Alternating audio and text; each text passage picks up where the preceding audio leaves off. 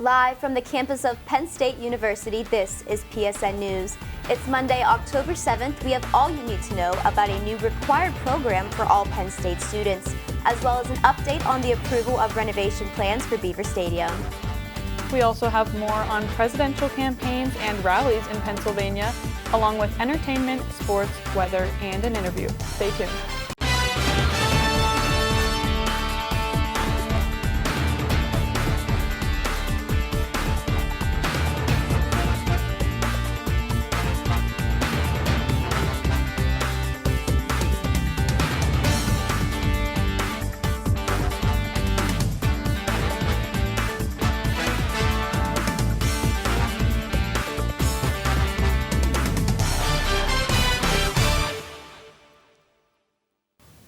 Thanks for joining us tonight. I'm Alicia Ernst. And I'm Hannah George.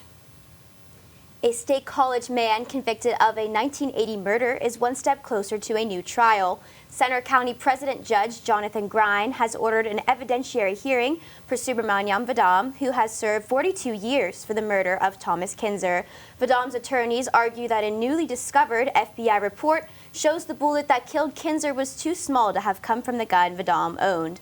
Prosecutors maintain the evidence against Vadam is strong, but the judge ruled that there are enough questions to warrant a new hearing. A status conference is set for October 15th to determine when the hearing will take place. Penn State University Police and Public Safety published an active attacker response course to all student Canvas pages last week. The online course includes one assignment directing students to a website explaining the run, hide, FIDE method. Students can expect to learn how to identify an attacker, determine the best response, and understand how the police and university will respond in a given situation. As of today, the program module is temporarily disabled on Canvas due to it being under revision. Once revisions are complete, the course will be mandatory for all students to complete. Penn State's $700 million renovation of Beaver Stadium is moving forward. College Township Council approved the final land development plan last Thursday, giving the green light for construction to begin.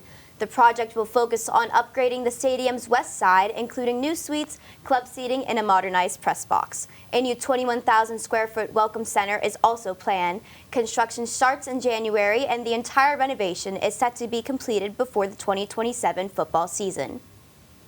After nearly 41 years of service, the Center Hall and Potter Township Food Pantry announced it will expand its services. The decision came after the closure of the Aaronsburg Food Pantry, making it the only food pantry serving the Penns Valley area. Located at Grace United Methodist Church, the pantry will provide monthly food distribution to several townships and boroughs. Distribution occurs on the third Tuesday of each month except in August. Volunteers, donors, and those in need can contact gracechpfp@gmail.com for more information. Student meteorologist Brendan Pham is live in the studio with the latest details on local weather. But first, an update on Hurricane Milton. Brendan? Thanks, Alicia. Hurricane Milton is an absolute powerhouse right now. Here's a visible satellite. Sun is starting to set on Hurricane Milton, and it's currently spinning just north of the Yucatan Peninsula. Here's our infrared satellite, gives us a better view of how tall the cloud tops are. Notice with time, it became really circular and the eye is actually contracting. This is a sign that Milton is both strengthening and is going to strengthen further within the next 24 hours. And so with the track currently sitting at 180 miles per hour, the pressure says 905, but actually the latest reconnaissance plane that went straight into Hurricane Milton actually indicated that the pressure fell down to 899 millibars. And basically what that means is that Hurricane Milton has basically evacuated 10% of the atmosphere. That's basically, you go to the top of Mount Nittany and you remove all the air. So Hurricane Milton is an absolute powerhouse. Thankfully, not a threat to us as it begins to track towards Florida, but it will unfortunately make its way towards the Florida Panhandle as a potentially Category 3 hurricane. So we do need the dry air and the wind shear to really help it weaken as it gets closer to Florida. Again, thankfully, not an issue for us up here at Penn State.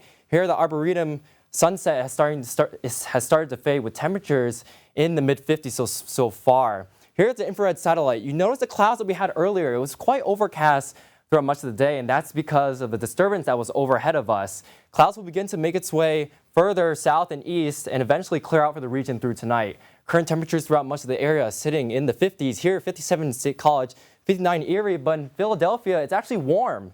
It's actually a warm spot because the sun came out there earlier in the day and throughout much of the day. So Philadelphia won't be cooling down as much, but here's the temperatures through the next 12 hours. 8, 9, 10, 11 o'clock, and eventually by the early dawn hours, we could be seeing temperatures below 40 degrees. Very cold and actually unseasonable for this time of year.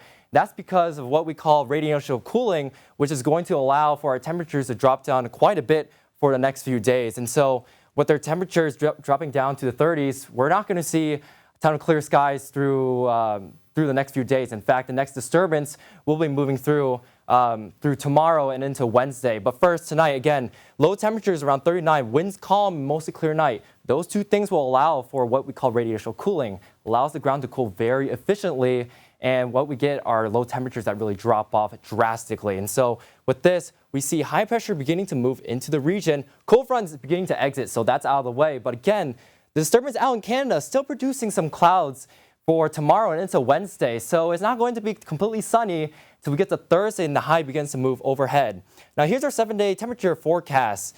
Notice that it's near the 60-degree mark. It's actually below average for this time of year. Average is about 63 degrees or so, give or take. Notice here on Sunday and Monday, though, we have the potential for high temperatures in the 50s, and that's because the next storm system will be moving its way into the region, eventually off the coast, and it will produce some rain chances heading into Wednesday and Thursday. So not a completely sunny forecast heading into next weekend, but not too bad overall. So as we head into your 7-day forecast, again, not looking too bad. We just get through the clouds through tomorrow, Wednesday. Then the sun returns Thursday and Friday. On Saturday and Sunday, we see the clouds return and potential for another weather system heading into Monday. But that's all for weather. Back to you, Alicia.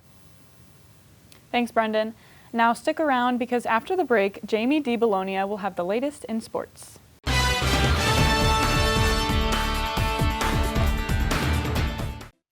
Welcome back to PSN News. I'm Jamie DiBolonia with your sports update. More than 110,000 fans made it to Beaver Stadium on Saturday for a highly anticipated showcase between Penn State and UCLA, the newcomers to the Big Ten who traveled thousands of miles for what proved to be a rather rude awakening. Penn State improved to 5-0 overall with a 27-11 win over the Bruins, in which they never trailed. The combination of a debilitating defensive effort that limited UCLA to just 260 yards of total offense and the accuracy of quarterback Drew Aller, who completed 17 of 24 passes for 237 yards and no interceptions, was more than enough to fend off the shorthanded Bruins, who were without their starting quarterback. Aller was accurate and timely, and the defense forced 4 punts, 2 turnovers on downs, and held its third straight opponent to under 100 rushing yards. Coming up, Penn State, now ranked 4th in the country, could nearly guarantee itself a playoff spot with a win this weekend. But the USC Trojans provide a tricky matchup for the Nittany Lions, and it's all going to go down in Los Angeles this Saturday. Men's hockey dominated Alaska in a 5-0 victory and series sweep in non-conference action at Big Dipper Ice Arena on Sunday night. Sophomore Aiden Fink tied his career high with 4 points on 1 goal and 3 assists. Each team had 32 shots on goal, where Penn State went 1 for 2 on the power play and a perfect 9 for 9 on the penalty kill. This marks the first road shutout for Penn State since a 4-0 win at Wisconsin in 2022. Penn State travels to the 2023 national champions Quinnipiac on Saturday, and game time is set for 7 p.m. Week 5 of the NFL got off to a wild start. How wild? Well, it began with the Falcons and Buccaneers accounting for 66 points, while Kirk Cousins went for a career-high 509 passing yards in the Falcons' 36-30 overtime win Thursday night. Then on Sunday, the action began early in London as the unbeaten Minnesota Vikings beat the Jets 23-17. And then in the early window, the AFC took center stage. Stephon Diggs got his revenge at the Texans and beat the Bills on Fairbairn's 59-yard field goal as the clock ran out. In Cincinnati, the Bengals hosted the Ravens for a key AFC North matchup, with the Ravens winning an offensive-fueled overtime thriller behind 300-plus yards passing by Lamar Jackson and Joe Burrow. Finally, Sunday Night Football gave us a classic matchup between the Cowboys and the Steelers, with Dallas winning 20-17 in the final seconds. Monday Night Football's primetime stage is set for the Chiefs to take on the Saints at Arrowhead Stadium, and both teams are hungry for a win. That's all for your sports update. After the break, Lily Pergola has the latest in the world of entertainment. Stay tuned.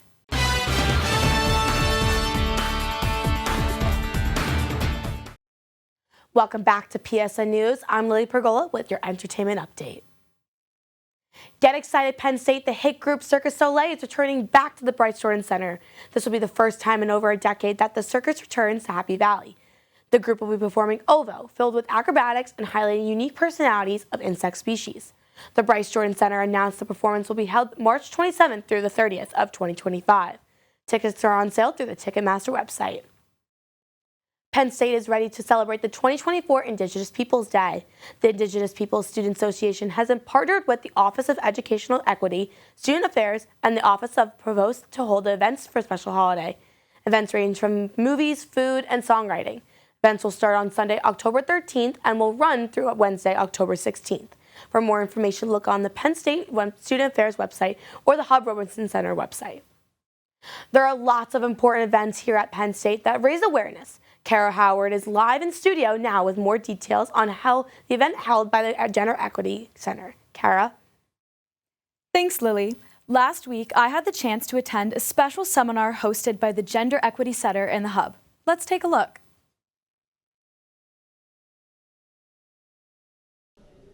The Gender Equity Center held a seminar today in Alumni Hall with celebrity guest speaker Abigail Breslin.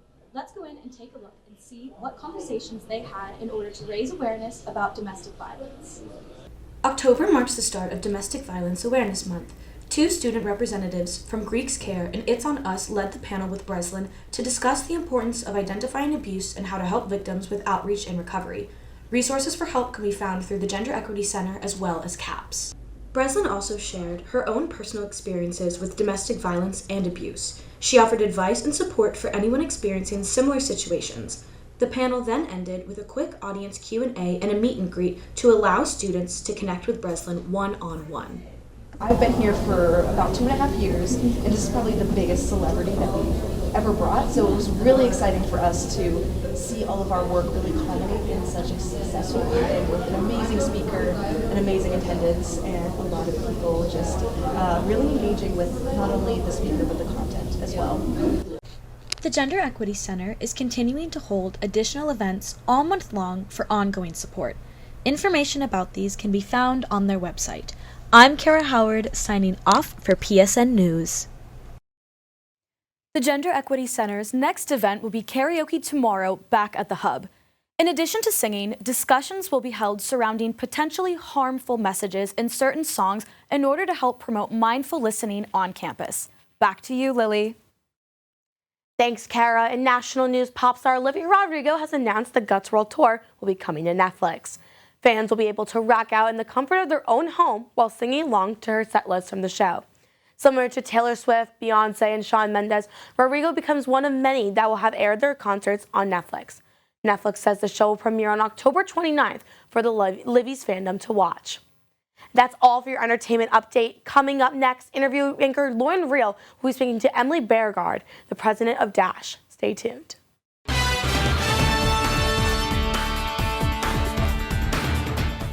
Welcome back to PSN News. I'm Lauren Reel, and with me tonight is Emily Beauregard, the president of Dash. Thank you so much for coming in tonight, Emily. Can you just start off by telling us a little bit about yourself, your name, year, major here? Yeah, I'm Emily. I'm a business management major and a psych minor, and I'm a senior this year. Awesome. Can you tell us a little bit about the Thon organization of Dash? Yeah, Dash is a special interest org, so we basically just fundraise for Thon year-round. We also have a family, the Homans, so we kind of support them year-round. We just got them this year, so we're super excited for that. Oh, that's awesome. So you're just starting to get to know them and work alongside them. Mm-hmm. That's awesome. And you're president this year, so congratulations. Yeah. Can you tell me a little bit about how you ended up as president of the org? Yeah, so actually my freshman year, the whole e-board was leaving, and my friends encouraged me to be the president because they needed someone to fill it. So this is my second year being president. I love it. Dash is like my whole pride and joy, and I just really want to leave a good org for once I graduate. But yeah, because you graduate in the spring this year? Yeah. All right. Well, and this is your second year, so you obviously know what you're doing, but do you have any new goals moving forward as president that maybe you didn't accomplish last year or that you want to accomplish again this year? Yeah, fundraising a lot more. Last year was kind of our rebuilding year, so fundraising, our goal this year is $15,000. So hopefully we'll be able to hit that, but that and just doing more with the group and with our family now that we have them. We're going to a pumpkin patch with them in the end of October, so that'll be super fun. But that's the perfect fall activity exactly. to do with them. That'll be super fun. Can you tell us about some of the other leadership positions that are offered through your org? Yeah, so we have a whole e-board. We have president, vice president. We have our fundraising chairs, so online fundraising and alternative fundraising. We also have our member outreach and our web coordinator. So there's a lot of opportunities, and also just being able to dance for Thon is a great opportunity in the smaller org. So, have you been a dancer before? I have been. I was a dancer last year, exactly 40 years after my mom. So it was really special, and yeah, it was really fun. Yeah, can you tell me a little bit more about that experience? Did you do anything to prepare or just went in and tried to just do the best you could? Because obviously it's a very long but rewarding experience, I'm sure, in the end. Yeah, I tried to be in shape beforehand. I did have a surgery 2 months before, so just kind of recovering from that, and no caffeine for a month, which was really hard for me because I'm a coffee addict. But yeah, just kind of prepping that way and getting certain socks, certain shoes. Hokas are the best. But yeah, I didn't really do that well towards the end, but I made it through the whole thing. So my partner, Nathan, he made it through the whole thing as well, and he was doing great. In the last 4 hours, he gave me a piggyback ride. Oh, that's very kind. Yeah. Yeah. Are you dancing again this year, or? No, I'm one and done. I can't do it again, but fair enough. Yeah, we have plenty of people who are very interested in doing it, so it'll be exciting. Yeah, and can you explain about some of the events that Dash hosts throughout the year? As you mentioned, you do a lot of fundraising throughout the year. Yeah, so we have a bunch of bake sales. We're doing 3 this year. Last year we only did 1, so we're trying to do that more. We have a Valentine's Day sale in the spring. We do a merch sale. We also participate in a lot of the general Thon events, so the Thon 5K, which is coming up, and all their restaurant fundraisers. We're doing a fundraiser with Shake Smart on Monday next week, so that should be good. But yeah, we also do a bunch of social things just because we're smaller. We like to kind of connect. It's like a family. So we did Secret Assassins. We just started that. Not very good at it, but that's super fun. So yeah. Well, that sounds like a lot of fun. You guys seem to be staying active throughout the year and doing amazing things towards the Thon organization. What other types of activities do you have to look forward to throughout the semester? I'd say just spending more time with the family and prepping for Thon itself, finding our dancers for this year. Like I said, we have a lot of interests, so it'll be hard picking who, but that's always my favorite part, obviously, is Thon itself. So just looking forward to that and continuing to raise money throughout the year. What made you want to join Dash out of all of the other organizations and committees out there? My freshman year at the involvement fair, I went really early, so there weren't that many people there, but the president of that year, she kind of just hopped out at me and told me all about it. And she said that it was a smaller org, which is what I really was looking for. I kind of wanted a smaller group to join outside of the big campus to make closer connections, which I did. My best friends are in the org, so. But yeah, and they just kind of kept me interested throughout the year because they were such amazing leaders, and I just really enjoyed going to meetings every week. What's your favorite memory that you have from being a part of Dash? I'd say probably dancing last year. My best friends, they actually got sick, so they couldn't come down to the floor at all. So all of my other friends that were in the org who had passes kept coming down as much as they could because they knew I wasn't doing too well. But I'd say just that and seeing everyone coming together and being on the floor with all the other families, and because at that point we didn't have a family, so seeing how it actually impacted all the families was really cool. Do you have any advice or tips for anyone interested in joining Dash in the future? I'd say join. It's a really fun, like I said, we're like a family. I love it so much. We're so close. It's also very low commitment, which is another thing I love and a lot of people really love, because you don't have to pay any dues or anything. You just kind of show up when you want to, and it really pulls out the people who are actually passionate about Thon and the org itself. Well, that's amazing. Thank you so much for telling us more. You can find them on social media at Dash on Instagram. Is it Dash? Dash_PSU. Perfect. So you can look for them there. Emily, thank you again for coming on tonight. And now stick around, because coming up next, Hannah and Alicia will have the latest news from across the nation.